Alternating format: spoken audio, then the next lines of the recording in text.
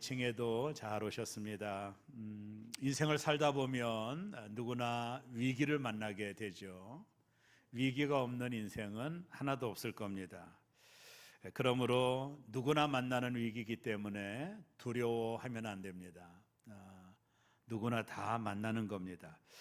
기업을 운영하는 사람들에게도 위기가 있다고 그러죠. 그래서 위기관리 경영이라고 하는 주제도 있어요. 쉽게 말하면 기업이 큰 위기를 만났을 때 어떻게 위기를 잘 극복하느냐, 여기에 대하여 기업들도 준비하며 대처하는 것을 보게 됩니다. 위기를 돌파할 때 중요한 것은 위기를 어떻게 대할 것인가 하는 우리의 이 태도입니다. 제가 볼 때는 태도가 모든 걸 결정합니다. 그래서 이 태도, 우리가 만나는 위기보다도 그 위기라고 하는 사실보다도요, 그 위기를 대하는 태도에 따라서 위기가 오히려 기회가 되기도 하는 경우를 보게 됩니다. 위기가 올 때, 올 것이 왔구나 하는 마음을 갖는 게 중요합니다. 왜 나에게 이런 위기가 오지? 라고 여러분 생각하면 안 돼요. 우리는 되게 의식적으로 환경의 변화를 좋아하지 않습니다. 되게 평범한 것, 아무 변화 없는 것들을 우리가 좋아하지만 세상은 결코 그렇지 않아요. 날마다 파도가 다 다르듯 우리 인생의 크고 작은 변화들을 겪으며 우리가 살 수밖에 없어요. 그것이 저와 여러분의 삶이에요. 그래서 많은 철학자들은 인생은 항해다, 이런 표현으로 인생을 설명하기도 합니다. 위기와 고난이 우리를 쓰러뜨리는 것이 아니라 단지 우리의 불신앙이 우리를 쓰러뜨리는 거예요. 제가 이 부분이 명확합니다. 위기가 우리를 쓰러뜨리는 게 아닙니다. 위기를 대하는 우리의 불신앙이 우리를 쓰러뜨립니다. 그러므로 위기가 올 때 믿음을 굳건하게 하여 돌파해 나가 업그레이드된 인생을 살아야 돼요. 오늘 우리가 읽은 본문은 느헤미야라는 사람에 대한 이야기입니다. 제가 한참 전에 느헤미야라는 사람이 너무 궁금해서 느헤미야에 관련된 책을 도서관에서 빌려가지고 읽어본 적이 있어요. 그 책 중에 느헤미야 영성이라고 하는 외국 사람이 쓴 책이 있는데 그 책을 보면서 느헤미야라는 사람이 탁월한 리더십이 있는 사람으로 나와요. 그리고 그의 영성과 그의 실천력은 가히 누구도 따라갈 수 없는 리더십의 대가다, 이런 표현을 할 수가 있습니다. 여러분, 느헤미야라는 사람은 바벨론의 포로로 잡혀가죠. 이방 나라의 포로로 잡혀가서 그가 얼마나 지혜롭고 똑똑한 사람이었는지 바벨론 왕이었던 아닥사스 왕의 인정을 받아요. 여러분, 왕의 신임을 받는다라고 하는 것은 쉬운 일은 아닙니다. 한두 번의 시간으로 신임받는 것이 아니기 때문에 아닥삭스 왕이 이 느헤미야를 참 귀하게 여깁니다. 그만큼 신임을 받은 거죠. 이방 나라에서 그러기가 어려울 텐데, 그래서 느헤미야를 어떤 직책을 줬느냐 하면 술 맡은 관원. 여러분, 고대 사이에서 왕들이 술을 먹을 때 시해하는 사건이 많이 일어나죠. 거기다 독약을 타가지고 왕을 죽이는 그런 일들이 많기 때문에 왕이 먹는 술을 관리하는 관원이 된다라는 것은 왕의 총애를 받지 않으면 불가능한 일입니다. 믿지 못하는 사람을 어떻게 그 자리에 앉히겠어요? 느헤미야는 왕의 신임을 받은 사람이었고, 느헤미야는 아닥삭스 왕의 술 맡은 관원으로 바벨론 나라라고 하는 곳에서 소위 크게 성공한 사람입니다. 그에게는 부러울 것이 없었어요. 아마 그에게는 왕궁 못지않은 집이 있었을 것이고 날마다 물질의 풍요도 그에게 따라왔을 겁니다. 왕의 신임을 받았기 때문에 말 그대로 성공의 인생을 살았던 사람이에요. 제가 느헤미야 영성이라는 책을 읽으면서 이 느헤미야가 오늘 성경에 나오지 않은 여러 가지 히스토리가 있는데 이분이 상당한 지력가고 머리가 냉철하면서 가슴은 하나님으로 충만한 사람, 그게 느헤미야라는 사람입니다. 배우고 싶은 느헤미야의 리더십이 참 많이 나옵니다. 자, 이 느헤미야가 이렇게 바벨론에서 성공 가도를 달리고 있었을 때 부족함이 없는 인생을 살면서 말 그대로 금수저로 살아가고 있었을 때 어느 날 예루살렘을 다녀왔던 같은 동족인 히브리 사람이 느헤미야에게 아주 뜻밖의 일을 전해줍니다. 그것은 뭐냐면 지금 남유다 예루살렘의 성전과 성벽이 다 무너졌다라는 거예요. 그래서 그 무너진 성벽 자리에 잡초가 무성하고 하나님께 드리는 예배는 멈춰져 버리고 성벽이 다 허물어져 가지고 하나님 앞에 예배할 수 없는 현장이 됐다라고 하는 소식을 듣게 됩니다. 느헤미야가 이 소식을 듣고 견딜 수 없는 고통을 받아요. 어떻게 이런 일이 일어날 수 있을까? 내가 믿는 하나님, 영원히 예배받아야 되실 하나님을 예배하는 성전이 저 악한 무리들로부터 다 회파가 되어 돌구덩이 속에 파묻혀 있는 그 사실을 듣고 느헤미야가 가슴이 너무나도 고통스러웠어요. 누구나 그렇지 않습니다. 뭐 그럴 수 있지, 넘어가면 되는데 느헤미야는 이 고통을 참을 수가 없어요. 하나님의 성전이 이게 뭐지? 여기에 대한 고통으로 느헤미야가 얼굴에 수심이 가득했죠. 어느 날 아닥사스 왕이 느헤미야의 얼굴을 보니 수심이 가득합니다. 질문했겠죠. 너 왜 이렇게 수심이 가득하냐? 왕이요, 내 고향 예루살렘에 내가 믿는 하나님의 성전이 회파가 되어 다 무너졌고 흙더미 속에 벽돌은 파묻혀 있고 그리고 잡초가 무성한 이 소식을 제가 들어서 견딜 수 없는 고통과 마음의 안타까움이 있습니다 라고 대답을 했습니다. 그때 아닥삭스 왕이 내가 너에게 내 마음의 근심을 제거해 주고 싶은데 내가 어떻게 하면 되겠니? 느헤미야가 말을 합니다. 왕이여, 저를 잠깐 예루살렘으로 보내주시면 내가 예루살렘에 가서 하나님의 성전을 잘 준수하고 완벽하게 건축하고 난 다음에 제가 왕에게 오겠습니다. 아닥사스 왕이 너 그럴 수 있니? 내가 그러면 성전 건축을 위한 모든 재정을 댈 테니까 네가 가서 네가 그토록 원하는 네가 믿는 하나님의 집인 성전을 잘 재건하고 네가 내게 다시 돌아오라며 아닥사스 왕이 느헤미야에게 은혜를 베풀어 줘요. 느헤미야는 너무나도 기뻐가지고 왕의 어명을 가지고 고향으로 그 먼 길, 1000km가 넘는 그 먼 길을 바벨론 포로들과 함께 돌아와 드디어 성전 재건이 시작이 되는 장면이 오늘 본문에 나오는 이야기입니다. 느헤미야가 성전을 재건하는 한 반 정도 지났을 때 뜻하지 않는 복병을 만나게 됩니다. 그것은 사마리아 총독이었던 산발락이라고 하는 이 총독이 느헤미야를 위협했어요. 야, 니들이 무슨 성전을 짓는다는 거야? 너희들은 성전을 재건할 수가 없어. 너희들이 그것을 하지 못해. 니들 힘으로 무엇을 그것을 해? 이 산발락이 느헤미야를 비웃습니다. 그리고 느헤미야를 조롱합니다. 너희들이 뭘 할 수 있다고.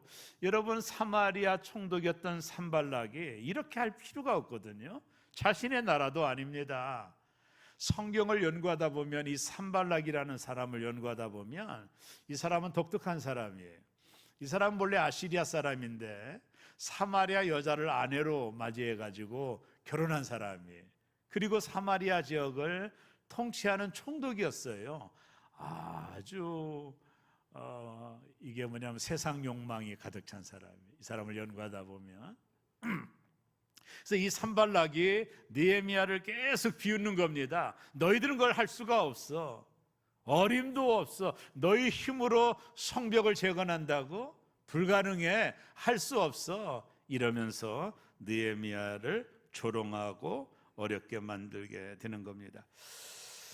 이것이 이제 외부적인 반응이었고, 또 내부적으로는 이 이방 나라 사람들, 특별히 산발락을 비롯한 사람들의 위협이 있으니까 내부적으로는 백성들도 위축이 되는 거예요. 야, 우리가 정말로 성벽을 재건할 수 있을까? 외부의 박해가 심해지니까 내부적으로도 저들이 어려움을 당하는 상황에 처하게 됩니다. 그때 느헤미야가 하나님께 기도하고 그리고 성벽을 마무리합니다. 이게 느헤미야의 영성이라는 거예요. 여러분, 징 코디트라고 하는 사람이 작은 논문 하나를 썼는데요, 일터에서 승리하는 느헤미야의 영성이라고 하는 논문입니다. 느헤미야의 영성이라는 소논문인데 이 책에서 이런 말을 합니다. 우리 삶에 산발락과 도비아 같은 주변 사람들의 시기와 공격으로부터 어떻게 승리할 수 있나, 이 포인트를 두고 썼던 작은 논문이에요. 이게 상당히 은혜로운 책이라고 제가 봐요. 그 책에서 말합니다. 우리는 이 땅을 살아가는 동안에 산발락과 도비아와 같은 수많은 주변 사람들로부터 비웃음을 당하기도 하고 어떤 때는 시기를 당하기도 한다, 그 말이에요. 그 속에서 우리가 느헤미야의 영성을 배워야 된다, 책의 모토입니다. 느헤미야는 이런 상황 속에서 어떻게 이 위기를 극복하고 돌파했는지 저와 여러분의 삶에 적용하며 은혜를 나누고자 합니다. 첫째는요, 한번 따라할까요? 사람의 조롱에 맞서지 않고 하나님께 기도했습니다. 이게 첫 번째 느헤미야의 영성의 포인트예요. 여러분, 느헤미야는 이런 위기를 당했을 때 아닥사스 왕에게 전가를 보내 군대 한 5천만 보내달라고 다 멸망시킬 수 있었겠지요. 그 정도 파워풀한 일을 느헤미야가 할 수 있을 정도로 아닥사스의 신임을 받았으니까 느헤미야는 그러나 절대로 그러지 않았어요. 이 대적자들이 느헤미야를 시기하고 조롱하죠. 자, 느헤미야 4장 3절 우리 다 같이 한번 성경을 읽겠습니다. 암몬 사람 도비아는 곁에 있다가 이르되 그들이 건축하는 돌 설벽은 여호가 올라가도 그는 무너지라 하더라. 여러분, 느헤미야가 건축하는 이 성전은 높이가 12m입니다. 두께가 2.5m예요. 여러분, 여호가 올라간다고 무너집니까? 이게 이제 비웃는 거예요. 도비아가 비웃는 겁니다. 니들은 할 수 없어. 여호가 올라가도 그 성전은 무너질 거야. 도비아의 비웃음이에요. 우리가 하나님의 일을 할 때 비웃음과 조롱과 이런 것들을 만나거든요. 여러분, 하나님의 일을 하는데 시기와 조롱과 비웃음이 없다면 그건 하나님의 일이 아닐 수 있어요. 제가 그렇게 결론을 내릴 수 있어요. 하나님의 일에는 시기와 비웃음과 조롱이 있어요. 왜냐하면 배후에 마귀가 있거든요. 마귀는 하나님의 일을 방해하는 아주 모범수입니다. 마귀는. 첫 번째 목회지에서 땅 구입을 하고 건축을 하게 됐습니다. 제가 40도 되기 전에 첫 번째 건축을 했는데요. 그때 IMF가 딱 터졌어요. 설계가 끝나고 건축을 하려고 했더니 IMF가 터졌어요. 교회에서 돈을 한 2억 정도 융자를 받았는데 이자가 19%를 냈습니다. 요즘 같은 상상도 안 되죠. 그런 환경 속에서 교회 건축이 시작이 됐습니다. 자재값이 많이 올랐고 정말로 불가능한 상황이었어요. 두 가지 어려움을 당했는데, 첫째는 마을 이장이 반대했습니다. 마을 이장이 아주 건장한 분이었는데 이 동네에 교회가 들어오면 안 된다는 거예요. 교회가 들어오는 일이 없을 거다. 내 손에 장을 지진다. 공사 차량이 왔다 갔다 바리테이를 끼고 받겠다라고 그랬어요. 이장이 왜 반대하는지 모르겠어요. 자기 마을에 교회 들어오는 걸 용납을 못 한대요. 그 마을에는 교회가 없었거든요. 수많은 방해 공작이 있었고 비웃음이 있었고 욕을 하고 니들은 못해, 너 목사 못해, 그거 막 이러면서 엄청난 비웃음이 있었어요. 근데 건축 설계가 이미 나온 거예요. 이제 허가를 받아서 진행을 해야 되는데 이장님 그 밑에 땅에 배수로가 가야 되거든요. 땅을 파고 배수를 묻어야 되는데 사용 승낙을 받아오라는 거예요, 건축과에서. 이게 이분이 해줍니까? 반대하는데 끊임없이 찾아갔어요. 문도 안 열어줍니다. 야, 젊은이 못해? 안에서 막 소리 지르고 다시는 오지 마, 비웃고 조롱하고 막 이랬습니다. 진짜 큰 어려움이 있었죠. 두 번째 어려움은 내부적인 건데요, 제가 믿었던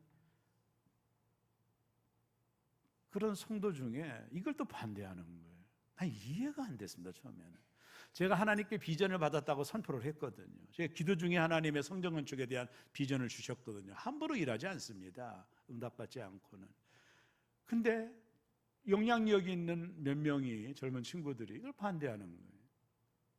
왜냐하면 IMF 때 왜 이걸 하느냐는 거예요. 그리고 이분들이 뭐라고 말하냐면 1층만 짓고 2, 3층은 나중에 짓자는 거예요.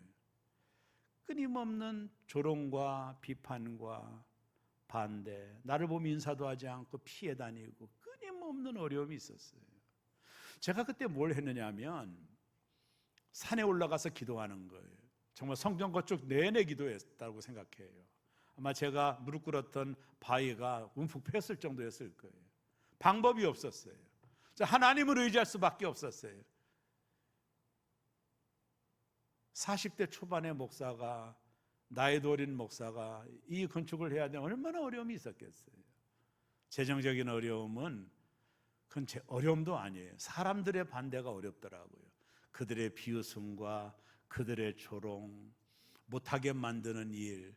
제가 그러면서 뭘 깨달았느냐면, 이 하나님의 일에는 언제나 방해꾼이 있구나. 사단이 하나님의 일을 완성하도록 그냥 둘 리가 없지. 여기에는 분명히 사단이 이용할 수 있는 사람들을 꼬드겨서 방해할 것이다. 이게 하나님의 일의 과정들이거든요. 사단이 그냥 둡니까? 그 마을에 교회가 들어오는데, 오래전부터 교회가 없는 그 지역, 무당, 우상으로 찌든 그 지역에 하나님의 성전이 들어오는데 마귀가 그냥 손 놓고 있습니까? 이장을 동원하고 내부적인 사람들을 동원하여 그 일을 못하게 하는 거죠. 영적으로 명확하게 보이니까 두렵지는 않더라고요. 그래서 하나님 앞에 정말로 기도 많이 했습니다. 우리 아내도 여기 있겠지만 그 어려운 상황 속에서 이 비웃음과 조롱, 너희들은 할 수 없어. 야, 젊은이, 이 동네는 교회 못 들어와. 어디다 교회를 지려고 해? 그 엄청난 방해와 박해, 내부적인 사람들의 비웃음, 조롱, 이런 것들이 정말로 많았습니다. 저는 그때 깨달았어요. 하나님의 일에는 반드시 위기가 있구나. 왜냐하면 하나님의 일에는 사단이 그냥 놔두지 않아요. 내가 그걸 알게 됐어요, 지금까지. 여러분, 그 마을에 교회 들어오는 거 누가 가장 싫어할까요? 사단이죠.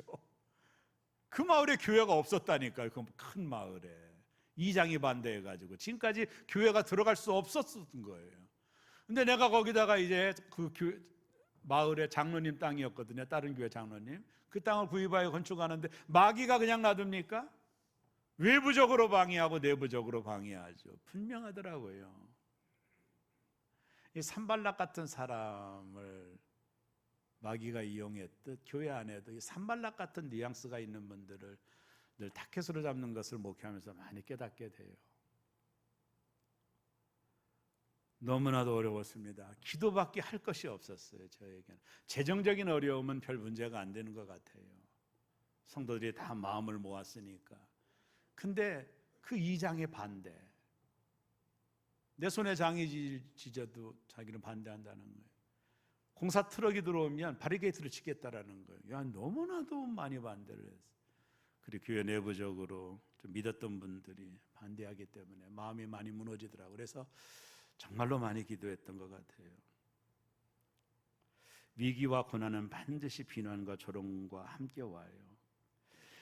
우리가 위기를 만나고 조롱과 비웃음이 있을 때 그것은 사단의 역사예요. 영국의 역사가 토마스 칼라일이 이런 말을 했습니다. 비웃음은 악마의 웃음이다. 맞는 것 같아요. 우리가 하나님의 일을 하지 못하도록 사단이 자꾸 비웃음을 주죠. 사람들을 동원하여 그 일이 이루어지지 못하도록 만듭니다. 방해합니다. 조작합니다. 여론을 만듭니다. 참으로 어려운 상황이죠. 실제적 고난보다 더 어려운 것은 비웃음이에요. 왜냐하면 비웃음을 당하면 하나님의 일을 하고 싶지 않거든요. 여러분, 누군가가 내가 지금 하나님의 일을 하려고 하는데 성가대도 하고 교회 청소도 하려고 하는데 네가 무슨 청소할 수 있어? 아는 체 하지 마. 이 비웃음이 진짜 우리의 사역을 멈추게 만들거든요. 여러분, 목사가 목회를 할 때 누군가가 비웃으면 이게 진짜 견디기 어려운 거거든요. 사역을 못하게 만드는 그런 경우도 있거든요. 가장 믿고 의지했던 사람들이 나를 오히려 비난할 때 이게 더 리스크가 큰 거죠. 지도자들에게는.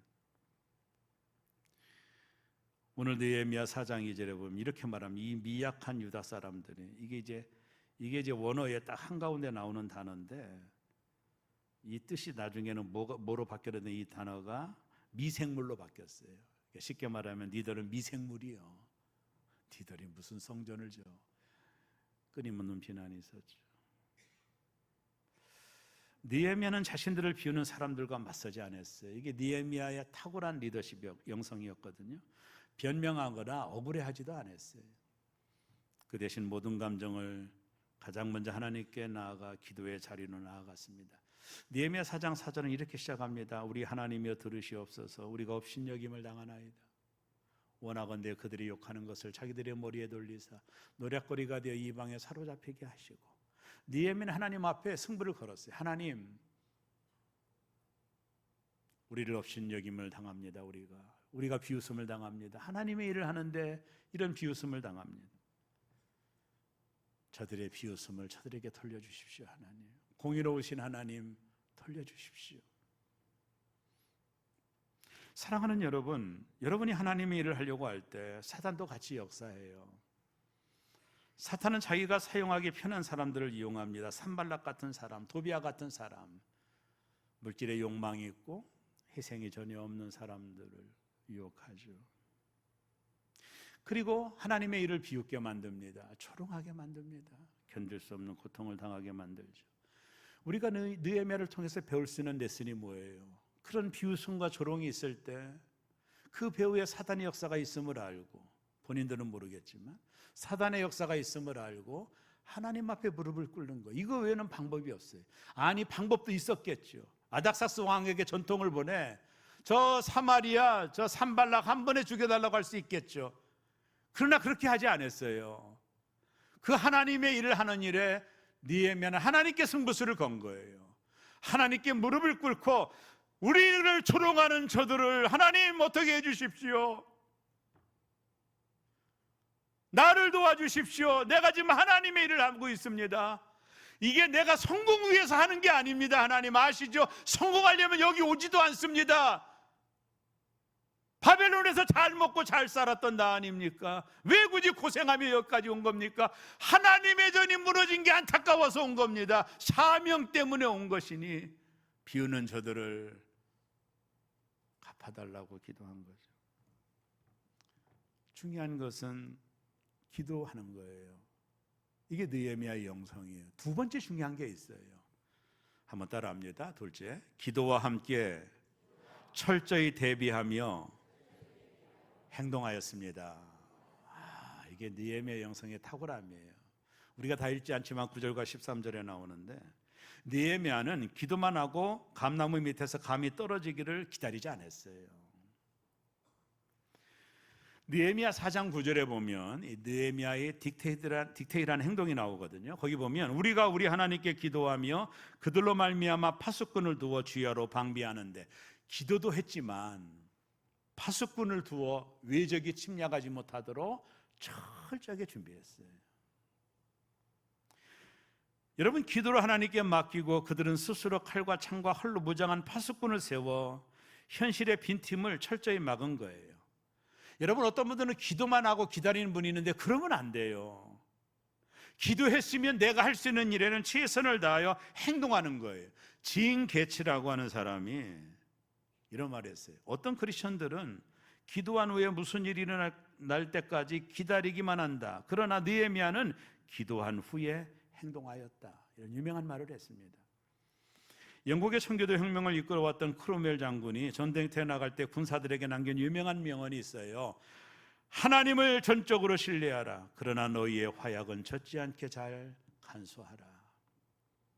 하나님을 전적으로 신뢰하며 기도하지만 우리가 해야 될 것은 해야 된다라는 거예요. 승리는 하나님께 달려있음을 믿고 기도하되 군인으로서 무기를 손질하고 대비하는 자신의 책임도 다하라는 거예요. 삶을 대하는 태도입니다. 내가 할 수 있는 일은 최선을 다하여 하고 내가 할 수 없는 일들은 하나님께 기도로 맡겨드리는 거예요. 이것이 우리가 살아가는 삶입니다. 참된 믿음은 맹목적이거나 무책임한 게으름이 아니에요. 하나님께 모든 것을 맡긴다라는 핑계로 내가 해야 될 수고를 회피하면 안 되는 거예요. 직장 문제, 가정 문제, 자녀 문제를 놓고 기도하십시오. 그리고 내가 해야 할 일들을 성실히 감당하는 겁니다. 믿음의 기도는 최선을 다하는 삶의 실천과 만날 때 기적을 낳는 거예요. 이게 느헤미야의 탁월한 영성이었어요. 참된 기도는 현실 도피가 아닙니다. 현실 대면입니다. 이런 말 아시죠? 기도할 때는 모든 것이 하나님께 달린 것처럼 기도하고 행동할 때는 모든 것이 나에게 달린 것처럼 최선을 다하라. 느헤미야는 기도만 하고 끝난 게 아니에요. 자신이 할 수 있는 모든 일에 최선을 다한 거예요. 이것이 느헤미야의 탁월한 리더십이요 영성이었습니다. 마지막 세 번째, 한번 따라합니다. 두려움을 물리치고 크고 두려우신 하나님을 기억해야 된다. 적들의 기습 공격 때문에 백성들의 공포에 질려 두려움에 떨게 돼요. 나중에는 그 연합군들이 함께 너희 민족을 침략하겠다라는 통보가 왔거든요. 이 남유다를 둘러싼 주변에 동쪽, 서쪽, 북쪽, 남독 쪽의 연합군들이 너희들의 성벽을 쌓지 못하도록 우리가 기습공격을 할 거라고 하는 통보가 전해진 거예요. 그때 백성들이 성벽 재건을 포기하려고 했어요. 너무나 두려우니. 그 두려움에 떨고 있었던 백성들에게 느헤미야가 4장 14절에서 이렇게 말을 합니다. 우리 다 같이 한번 읽습니다. 내가 돌아본 후에 일어나서 귀족들과 민장들과 남은 백성에게 말하기를 너희는 그들을 두려워하지 말고 지극히 크시고 두려우신 주를 기억하고 너희 형제와 자녀와 아내와 집을 위하여 싸우라 하였느니라. 뭐라고 말합니까? 너희는 그들을, 그 연합군들이 너희에게 쳐들어온다라고 하는 그들을 두려워하지 말고 지극히 크시고 두려우신 주를 기억하라는 거예요. 오늘 느헤미야가 말을 합니다. 그들을 두려워하지 말라. 지극히 크고 위대하신 하나님을 두려워하라. 그 두려움의 대상을 하나님께로 느헤미야가 돌리고 있는 거예요. 여러분, 두려움은 하나님 주시는 마음이 아닙니다. 여러분, 골리앗 앞에 선 이스라엘 군대와 어린 다윗을 보세요. 아주 극렬한 두려움의 본체가 보여요. 이스라엘 군대는 골리앗이 너무 커서 이길 수 없다고 두려워했어요. 너무 장대합니다. 키가 3m가 나가니까. 그러나 다윗은 골리앗이 너무 크니 돌팔매질을 하면 표적이 커서 한 방이면 죽일 수 있다고 말했어요. 이게 뭐예요? 보는 관점이죠. 다윗은 만군의 하나님을 본 거예요. 이스라엘 백성들은 골리앗만 본 거예요. 환경만 보고 상황만 본 거예요. 이게 차이입니다. 두려움은 내 눈앞에 있는 문제가 하나님보다 더 커 보일 때 시작되는 거예요. 이스라엘 백성들의 눈에는 산발랏의 군대, 무너진 흙더미, 자신들의 부족한 것만 보이는 거예요. 그러니 당연히 두려웠겠죠. 연합군이 쳐들어온다니까 얼마나 두려웠겠어요. 그때 그들은 하나님이 안 보이는 거예요. 느헤미야는 백성들의 시선을 방해꾼들에게서 지극히 크신 하나님께로 강제로 돌려놓습니다. 아무리 대적들이 강해 보여도 온 우주를 창조하시고 역사하시고 주관하시는 하나님에 비하면 아무것도 아니었기 때문이에요. 두려움을 이기는 비결은 내 안에서 억지로 용기를 쥐어짜내는 것이 아니라 눈앞의 위기보다 훨씬 크신 하나님을 바라보는으로써 문제를 본래의 작은 크기로 되돌려 놓는 겁니다. 이것이 위기를 만났을 때 우리가 해야 될 아주 중요한 마음의 태도입니다. 두려울 때 그 두려움을 작게 만드는 거예요. 하나님을 바라보면서 말입니다. 상황이 나를 압도하고 두려움이 몰려올 때 이 문제보다 크신 하나님을 기억하는 거예요. 우리의 문제는 문제가 큰 게 아닙니다. 하나님을 보는 관점이 너무 작다라는 거예요. 하나님에게는 힘든 일이 하나도 없어요. 산의 높이를 재지 말고 산을 만드신 하나님을 생각하는 거예요. 이제 문제를 그만 생각하고 문제보다 크신 하나님을 생각하는 겁니다. 문제가 아니라 그분의 능력을 생각하는 거죠. 참 목회지에서 IMF의 어려운 시기에 기도하고 무장하고 성전 건축이 완공이 돼서 사진 한번 보여드릴까요? 이렇게 아름다운 건축이 끝냈습니다. 우리가 입당하는 날 다 울었습니다. 이 어려운 IMF 시절에 이 거의 300평 되는 건물을 건축을 했어요. 그러고 나서 교회는 정말로 많이 부흥을 했습니다. 질문합니다. 여러분은 문제가 올 때 문제와 하나님 중 어느 것을 크게 보시나요? 드디어 느헤미야는 성벽 공사를 마무리합니다. 수많은 방해가 있었지만 하나님을 의지하고 기도로 상황을 극복했죠. 우리 앞에서 많은 문제들이 있을 수 있습니다. 사람들의 비웃음, 조롱, 우리를 절망하게 만드는 일들이 있을 수 있어요. 우리도 느헤미야처럼 하면 돼요. 기도로 하나님께 맡기고 문제보다 크신 하나님을 바라보는 영적인 눈이 떠지는 거예요. 누가 그럽디다. 야구하는 타자들이 하루에 1000개씩 배팅을 하면, 타자 연습을 하면 나중에는 투수가 던지는 공이 수박처럼 커 보인대요. 그렇게 커 보인답니다. 이게 다치는 거죠. 문제는 작아지고 상황은 작아지고 하나님이 커 보일 때 우리도 승리할 수 있는 겁니다. 모든 문제보다 하나님은 크십니다. 기도하겠습니다.